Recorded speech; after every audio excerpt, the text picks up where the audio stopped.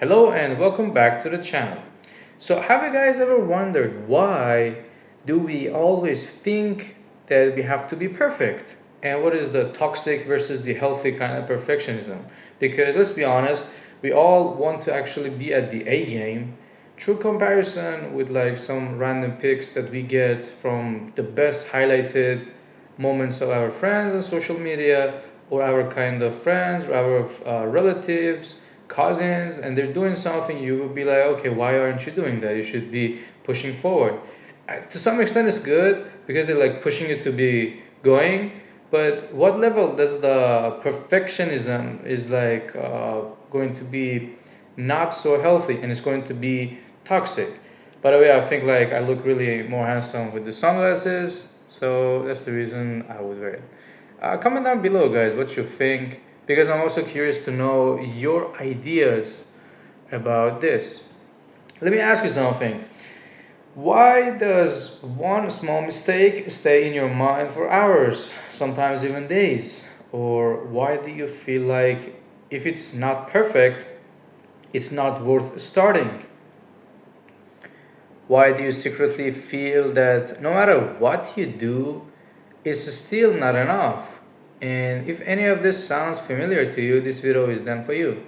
So today we're talking about perfectionism, but not the Instagram version, not the high standard kind of myth. We're talking about why perfectionism can either build your future or quietly destroy your mental health. Because let's be honest, these days we're living in abundance with social media, with the apps, with AI, with everything, but at the same time, we'll see most confused kind of youth that the generation is yet to produce. All these kind of teenagers, they have some kind of psychological issues. They are not very happy. They're sometimes depressed. They sometimes comparing their lives very much because comparison is a thief of the joy.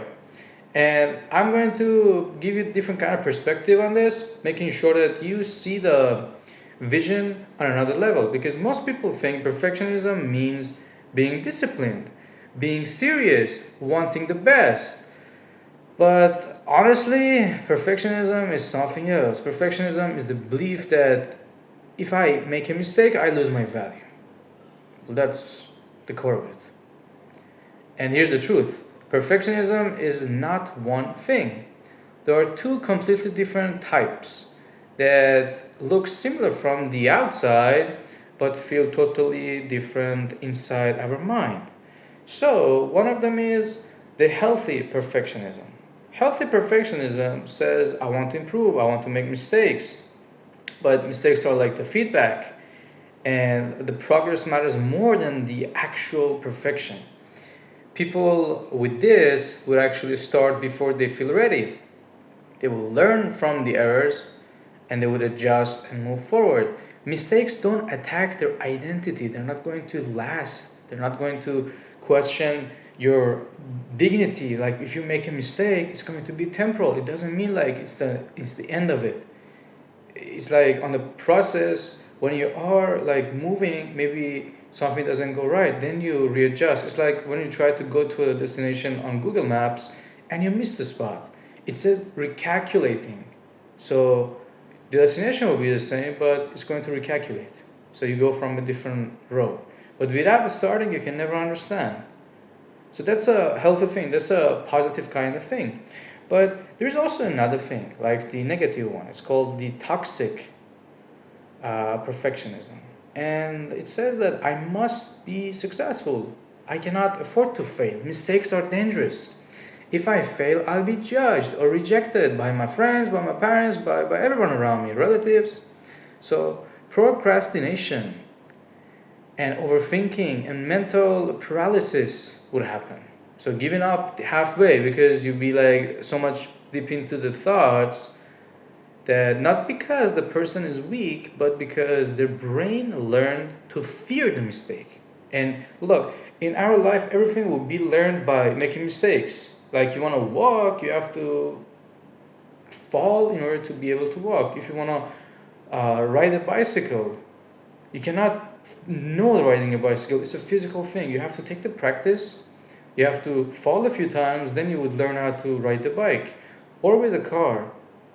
No one just immediately got the driving license. You have to fail a few times. You have to drive the car, then understand how the engine works, understand how you can actually use the machine. So without this simple thing, we would not even be able to walk or to drive a car. Very simple things. That's the honest thing. But you feel like, no, you have to be perfect. I mean, that's nonsense. So this difference is not just the mindset; it's the, let's say, the brain area that matters, like the on the neurons. So on the cortex, it detects the mistakes and helps you to correct and improve it. In healthy perfectionism, the brain activates calmly and continuously. So mistake means data, and you would do the readjustment.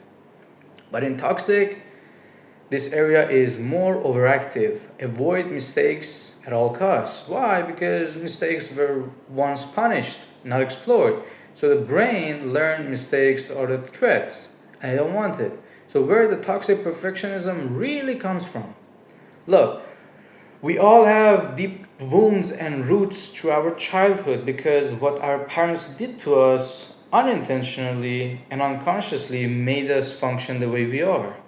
Because they gifted us or they punished us based on the outcome of our kind of behavior. You got good grades, they were like, okay, you're a good guy. You didn't, they were like, you have to do more. So through this kind of development of our brain, because at the early age in the life, you're developing the brain, you're learning. Through this kind of encountering your parents and this kind of behavior, you learn the reward and punishment kind of scheme. I hope that you understand. Everyone would get it because it's very, very clear. So what happens is that in the long run, when you are mature, when you are old, still those systems have been formed in your brain. So, long story short, I would say that, if at that time you thought like the mistakes were unacceptable, love was conditional, and praise was rare by your parents, criticism was constant, then the child learned that I will be loved when I'm great, when I perform the best. I am safe when I'm perfect. Otherwise, I would not perform. That's the sole concept. Over time, the brain, had this kind of belief and this conclusion that it just changes the form. Like the belief doesn't disappear with age. It is right there that if I cannot do it, then screw it. I'm not going to even start. That's why a lot of people are the losers. It's because they're afraid of starting. But this is the interesting thing. This is my gift to you if you watched it until here. This is the highlight that I'm going to add. Winners are really interesting at starting everything. They would go and do this thing, do that, do this, do that, do that. And they lose many, many times. But guess what? Losers will not even start at all. So winners will lose more than the losers ever will because the winners are trying many, many different things. Look at Elon Musk, for example. He's running different kind of companies from electric cars to space to shuttle to everything. And these are very separate kind of things, but he's trying all these things and simultaneously he's doing a good job. I mean, that's just as of an example for you so you know it. Because I think he gained a lot of popularity and fame. So, what about the standards like emotional shutdown or the learned helplessness? Through this kind of encounters that you had as an early kind of kid, the high personal standards set by your parents, the strong independence, sometimes emotionally distant, can form avoidant attachment on you as you age in the long run, which is a very deep kind of topic. That the goal is not perfection. The goal is the balance. You need to find the balance. You need to find where you have to. I would not like to use the word sacrifice, but where you can actually find the balance. Because balance is a interesting word. You will say balance, but at the same time, it's really easier said than done. Because in the real life, I mean, how many people are balanced? I mean, look at the celebrities.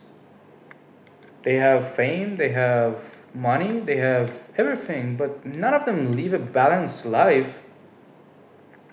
I mean, the word balance is like really easier said than done. It's like just a word, but if you want to really apply it to your life, it's very difficult because look at the lifestyle of those people, all those entrepreneurs that they worked so many hours in their whole life to gain what they have right now, the company and everything.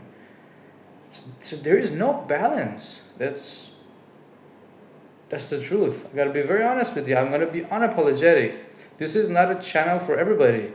This is the naked truth, and I'm gonna be very upfront about it. I'm not gonna bring you to a la la land. I'm gonna take you to the real world. Yeah. By the way, if you like it, comment down below. Let me know what you guys think. Feel free to subscribe to the channel. But what is the final message that I would like to lead you? Let me leave you with this one. You were never meant to be perfect. Perfection has never created success. Progress did, learning did, consistency did, and the moment you stop fearing mistakes is the moment your life starts moving forward again.